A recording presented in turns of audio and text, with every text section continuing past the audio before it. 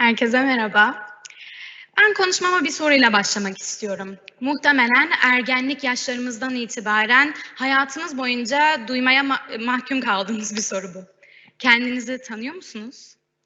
17 yaşında artık üniversiteye hazırlanan, meslek seçimi yapacak, hayat gidişatını çizmeye çalışan biri olarak sürekli maruz kaldığım bir soru bu aslında. Kendinizi tanıyor musunuz? Genellikle insanların evet kendimi tanıyorum diye cevap verdiğini duyabilir gibiyim. Fakat aslında sizler kendinizi tanıdığınızı sanacak kadar kendinizi tanımıyorsunuz. Belki en sevdiğiniz rengi, en sevdiğiniz yemeği, yapmaktan hoşlandığınız şeyleri size burada sorsam cevabını hızlıca verebilirsiniz. Fakat yaşınız kaç olursa olsun ileriki süreçte gerçekten kim olmak istediğinizi biliyor musunuz? 4. sınıftan itibaren önce hayat bilgisi diye başlayıp sonra da sosyoloji, psikoloji, hatta devamını siz getirin, birçok ders var bu alanlarda. Bu şekilde dallanıp budaklanan sosyal bilimler derslerinde kişiliklerimizin, yani beğenilerimizin, davranışlarımızın, yani genel olarak da hayata karşı tutumumuzun ailemiz, toplumumuz, çevremiz nedeniyle etkilendiğini ve şekillendiğini biliyoruz belki. Ama bize hiçbir zaman gerçekten kim olduğumuz ve neden öyle olduğumuz sorgulatılmadı. Yaşadıklarımızın neden yaşadığımızı ve insanların ilişkilerimizde bize karşı tutumlarını, onların neden öyle davrandıklarını irdelemeyi, neden sorusunu aslında biraz da içimize dönerek kendimize sormayı öğretmediler bizlere hiç. Yaşadığımız her olumsuzlukta ya karşımızdakini suçlamayı ya da onlara kırılmayı seçtik. Çünkü böyle öğrenmiştik. Ama sonra büyüdük ki ben hala büyüyorum ve bir şeylerin de farkına varmaya başladık. Yani umarım bu şeylerin farkına varmaya başlamışızdır.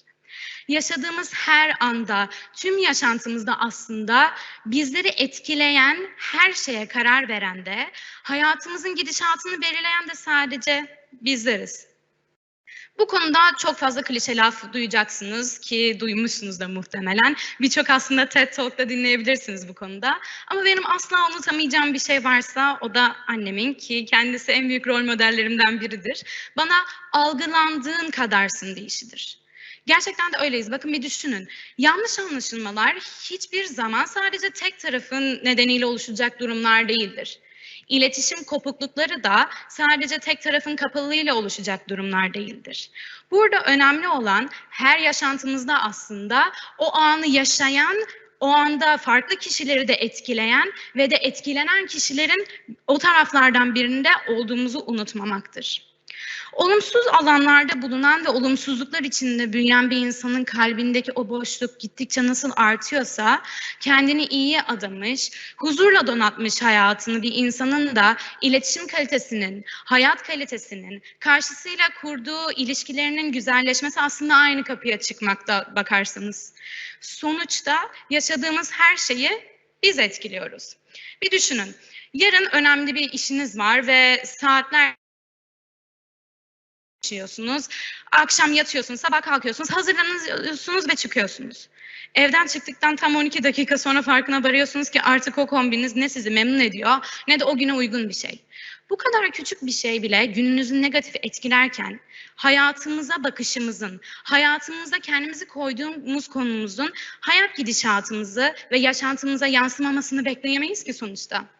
Peki, hayatımızın gidişatını daha da güzelleştirmek için konumumuzu iyileştireceksek bunu nasıl yapacağız?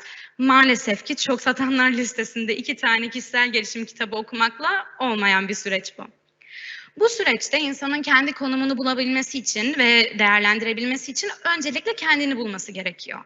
Ve insanın kendini bulma süreci de maalesef sadece bir kere yapıp da tamam ben artık kendimi tanıyorum ve her şeyim tamam diyebileceği bir süreç değil.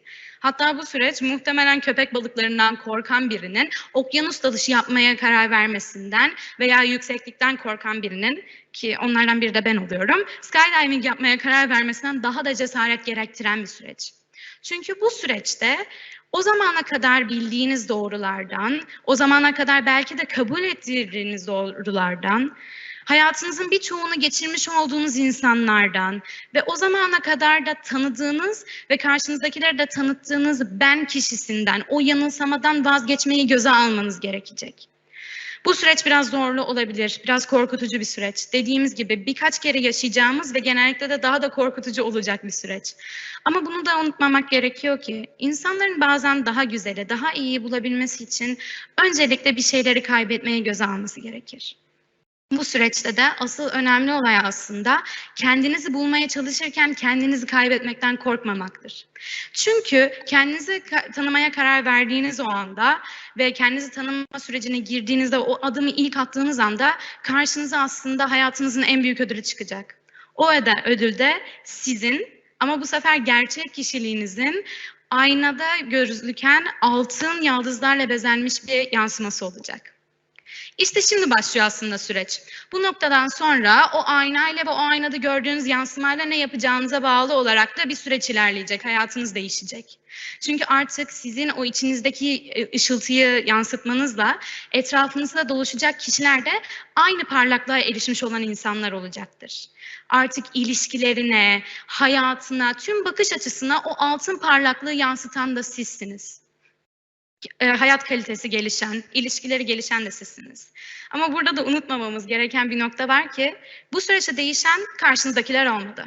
Bu süreçte değişen aslında sizsiniz. O altın yansımayı görüp onu benimsemeyi ve hayatına yansıtmayı seçen de sizsiniz. Yani takdir aslında tamamen sizlerde. Sonuçta karşınızdaki kim olursa olsun, yani bu anneniz, çocuğunuz, sevgiliniz ya da en yakının bile dediğiniz kişi olsa da onların gerçekliklerini belirleyen sadece sizlersiniz. O etken sizsiniz. Çünkü karşınızdaki insanların gerçeklikleri karşıya yüklediğiniz duygu, düşünce, his silsilesinin somutlaşmış durumundan başka bir şey değil aslında. Bu noktadan sonra karşınıza kim ne gelirse olsun, yani dünyanın en kötü insanı bile olsa artık karşınıza çıkan olumsuzlukları siz o altın parıltınızda maskeleyeceğinizden düşmanınız bile olsa karşınızdaki artık sizi yıpratamaz. İşte asıl güç dediğimiz de bu.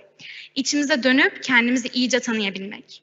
Aynada gördüğümüz o altın parıltıyı güzelce benimseyebilmek.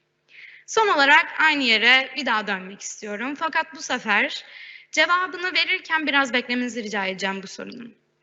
Aynaya baktığınızda artık altınlara bezenmiş kendi yansımanızı görebiliyor musunuz? Kendinizi tanıyor musunuz?